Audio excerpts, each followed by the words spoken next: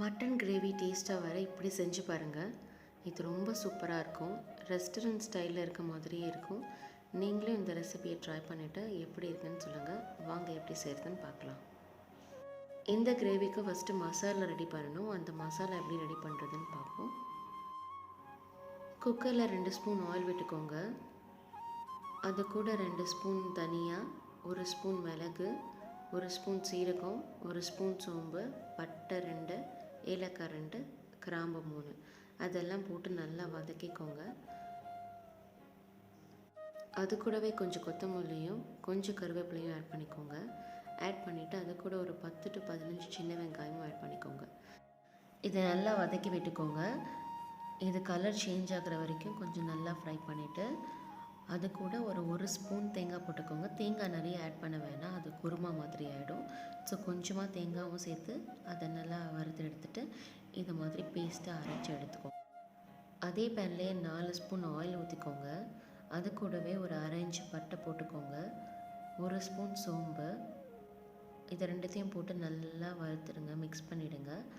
அது கூடவே கொஞ்சம் கருவேப்பிலை, கொஞ்சம் கொத்தமல்லி, இதையும் போட்டு நல்லா மிக்ஸ் பண்ணிக்கோங்க. அது கூட கொஞ்சம் வெங்காயம், 2 வெங்காயத்தை பொடியாக கட் பண்ணி அதையும் ஆட் பண்ணிக்கோங்க. 2 பச்சை மிளகா அதையும் ஆட் பண்ணி நல்லா அது கலர் சேஞ்ச் ஆகிற வரைக்கும் ஆட் பண்ணிக்கோங்க. அது கூடவே சேர்த்து இதுக்கு தேவையான அளவு உப்பு அதையும் ஆட் பண்ணி நல்லா மிக்ஸ் பண்ணி விட்டுக்கோங்க. இது ஒரு 2 நிமிஷம் நல்லா வதக்கிப்போம். அதுக்கப்புறம் 1 ஸ்பூன் இஞ்சி பூண்டு பேஸ்ட்டையும் அது கூட ஆட் பண்ணிவிட்டு அதை பச்சை ஸ்மெல் போகிற வரைக்கும் நல்லா வதக்கி விட்டுக்கலாம்.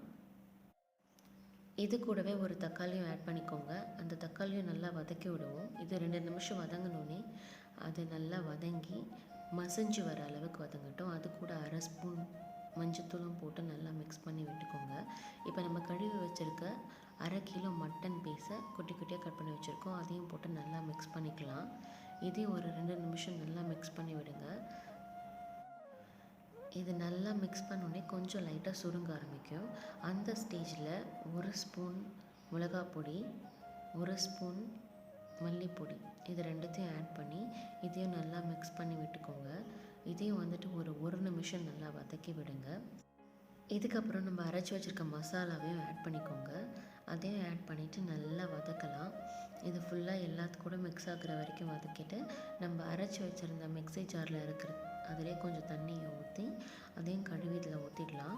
உங்களுக்கு எந்த அளவுக்கு கன்சிஸ்டன்சி வேணுமோ, திக்காக வேணும்னா கொஞ்சம் தண்ணி கம்மி பண்ணிக்கலாம். இல்லை தண்ணியாக வேணும்னா கொஞ்சம் தண்ணி அதிகமாக வச்சுக்கலாம். ஸோ நான் 1 கப் தண்ணி ஊற்றிருக்கேன். இதை நல்லா மிக்ஸ் பண்ணிவிட்டு இதை மூடி வச்சுட்டு 6 to 7 விசில் விட்டுக்கலாம். இப்போ நீங்கள் திறந்து பார்த்தீங்கன்னா சூப்பரான மட்டன் கிரேவி ரெடி ஆகிடுச்சு. நான் 6 to 7 விசில் விட்டேன். இதுலேயே ரொம்ப நல்லா வெந்துருச்சு பாருங்கள். உங்களுக்கு வேகலைன்னா இன்னும் ஒரு 2 விசில் கூட நீங்கள் திரும்ப மூடி வச்சுட்டு சால்ட்டு செக் பண்ணிக்கோங்க. சால்ட் கம்மியாக இருந்துச்சுன்னா அதுக்கேற்ற மாதிரி அட்ஜஸ்ட் பண்ணி மூடி வச்சு நீங்கள் விசில் போட்டுக்கலாம், இல்லை அதுக்கு முன்னாடியே போட்டுக்கலாம். நீங்களும் இந்த மாதிரி ரெசிபி ட்ரை பண்ணிவிட்டு எப்படி இருக்குன்னு சொல்லுங்கள். நம்ம சேனலுக்கு சப்ஸ்கிரைப் பண்ண மறந்துடாதீங்க. தேங்க்யூ ஃபார் வாட்சிங். தேங்க்யூ.